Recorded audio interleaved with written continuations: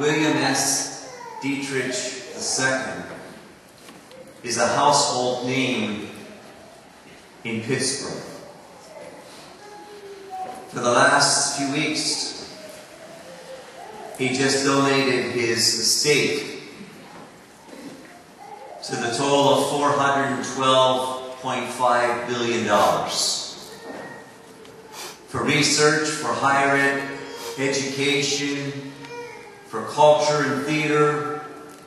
A 73-year-old executive with the steel industry, a philanthropist, donated $265,000 to CMU, $125 million to the University of Pittsburgh, $12.5 million to Duquesne University, $5 million to Chatham University, and $5 million to the Pittsburgh Culture and Theater. According to yesterday's paper, in excess of $500 billion.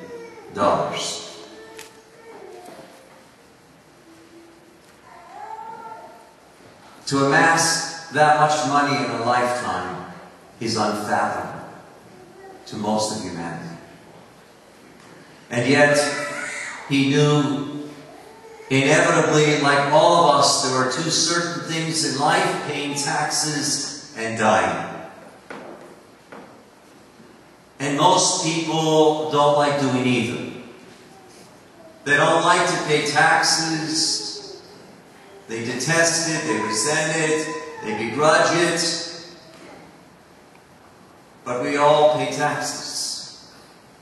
And we all die. It reminds me of the story. There was a bishop in Wheeling, Charleston, West Virginia. And he was the bishop of Wheeling, Charleston from 1962 to 1985. And his name was Bishop Joseph Hodges. And he was on an airplane one day sitting next to a widow. And her husband had owned an oil rig down in the state of Texas. Millions upon millions of dollars. He was just talking with her, didn't know who this stranger was on the plane. Just had a nice conversation, was kind to her, and he got off the plane, and several years later, the whole inheritance came to the Diocese of Wheeling, Charleston. And at the time, Pope Paul VI was the Holy Father. And the Bishop, Hugh Hodges, thought the best way to take all this large sum of money would be to invest it spiritually in that poorer diocese. So he built 4 retreat centers. They're called the Paul VI Retreat Centers. I'm going on retreat today for this week. So it made me think of this story.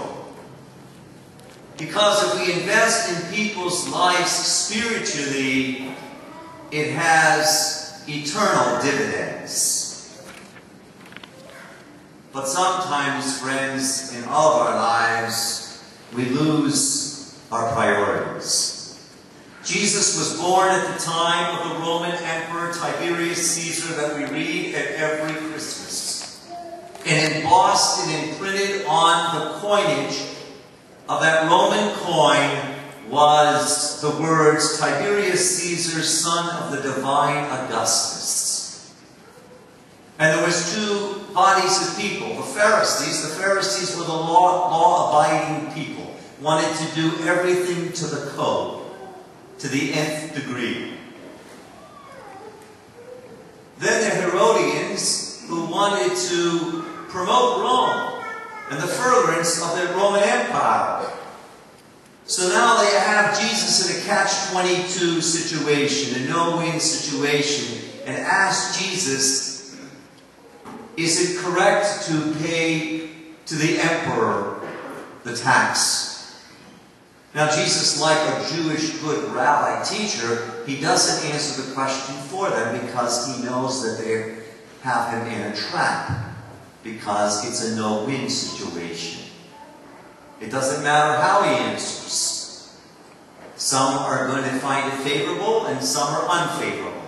Why? Because the Pharisees demoted Rome and the Herodians promoted Rome. Are people demoting you and people promoting you? That's usually how it happens in life.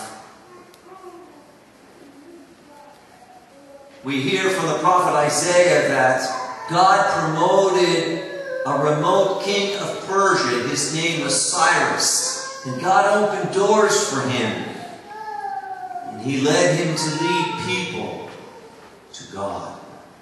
Not to false gods. The greatest god of the Old Testament was idolatry. False gods. Gods that weren't true. And the greatest god of the New Testament is hypocrisy, where we aren't true to ourselves. We aren't true to the imprint that we were embossed with at baptism. All of us are limited edition in God's eyes. All of us have been autographed by God Himself. All of us personally, with the passionate love of God in each and every one of us. They will never be a duplicate. You can't clone us. God made us unique. We're one of a kind. We've never existed before and will never exist again. But yet, friends, we're imperfect human beings. We're not perfect.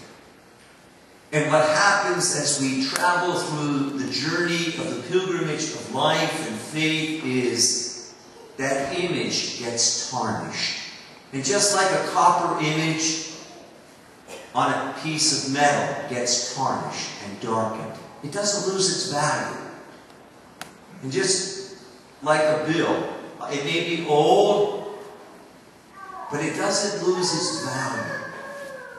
So too, friends, the image of God is imprinted on each of us. And we never lose our value. Although at times it's tarred and scarred and marred by our own sin and the sin of the world in which we dwell and live. But we need to rediscover that image that we were created in. And how do we do that? But by coming to the table of the Lord. In Psalm 116:12, David writes, "How can I ever repay the Lord for all the goodness He has given to me?" In the spiritual life, we call this spiritual excavation, where we look at all the treasures that God has given and bestowed to us freely throughout our journey. As I go on retreat to Villa Maria between Youngstown and Newcastle tonight, I think of three questions I ask at every retreat. Number one, where has my life been in the past? Where is my life now? What is God nourishing me and sanctifying me and challenging me and giving me opportunities in the present moment, the sacrament of the present moment, here and now? And where is my life going? I think they're the big questions of life. Is my life going towards God and revealing His image to the world? Or is my life going in a different direction? I was with a man last night, and he said the guy who works with him at the hospital just gave his fiancée a rock for $60,000. Staggering, huh? What are our priorities? There were 3 regular taxes of the Roman governor that they exacted. The first was the ground tax, 1/10 of your grain and 1/5 of your oil. It was like money. Then there was the income tax, 1% of a person's income. And then there was the poll tax, or the tribute coin tax that today's gospel is all about. Because to a Jewish person, only God alone was the king. He had universal reign, unlimited power. Their nation was a theocracy. And to pay an earthly king ado was to admit the validity of his kingship, which would be an insult and a rejection of the eternal God. Jewish people today, friends, both in the Old Testament and the New Testament, which we've adopted about almsgiving, no one tells you what to give to the collection in the Catholic Church. It's expected in the Jewish synagogue that you tithe, that you give 10% of what you earn to God, for the works of God, the works of charity. I have always stood amazed at people's generosity and goodwill, but it's a free offering, it's a free will. You don't have to give. Some people choose not to give. But when we give, God gives to us in untold ways. God gave us two hands, a hand to give and a hand to receive. And if all you do is receive and you don't give, you're impoverished. That's why I allow people in my life to give to me. Even if I don't need it, I allow them to give because there's something sacred and holy to allow them to confer a blessing to give. God created us because God's hand gives. And the more that we give, the more that we receive. There's a reciprocal sharing, a mutual sharing. You don't marry just to get. You got to give and receive. You got to give and receive. You got to give and receive. You got to give and you receive. But it's not mutual love. It's not mutual commitment. It's not mutual sacrifice.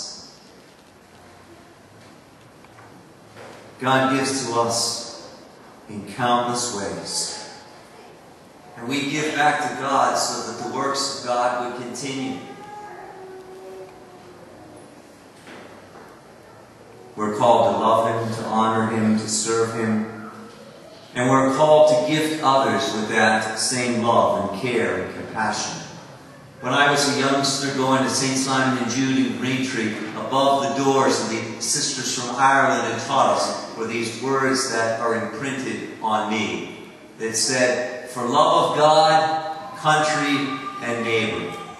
And every time I went into the door, I blessed myself of going into St. Simon and Jude. And that was the big picture.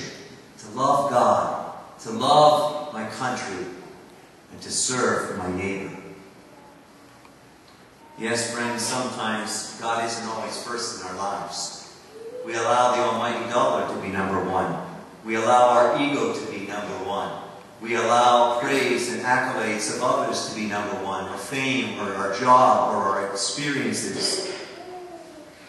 But when we give our time, and we give our energy, and we give our efforts to further spiritual investment in people's lives, they pay great dividends for the coming of the kingdom of God. And that's what we're called to by name. Just as Cyrus was, just as Paul tells the community at Thessalonica, we are here to praise and to thank and bless God because God's mercies have been without end. We are called to be good stewards, friends, who have been created in the image and the likeness of God. And central to our Christian spirituality is the debt of gratitude that we owe to God for His faithful love. And it can only be repaid by a two-sided coin. Number one, to turn to God in thanksgiving. It doesn't have to be great, large sums of money. No, it can be the blessing of being forgiven. It can be the blessing of a friendship. It can be a blessing of a new opportunity. It can be a blessing of a child who blesses your life. There's so many ways in which our God blesses us. We could never count the blessings our God bestows on His people. They're innumerable.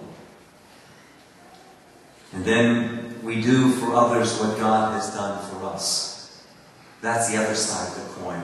Because God has been faithful to us, and God has been good to us, we are called to be faithful and good to others. Because we were created in a divine image. Our imprint is of eternal value. We're non-transferable. It's a purpose. We've been stamped by grace. We belong to God.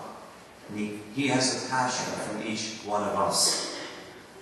Each and every one of us, friends, are called to reveal and to reflect His image to others.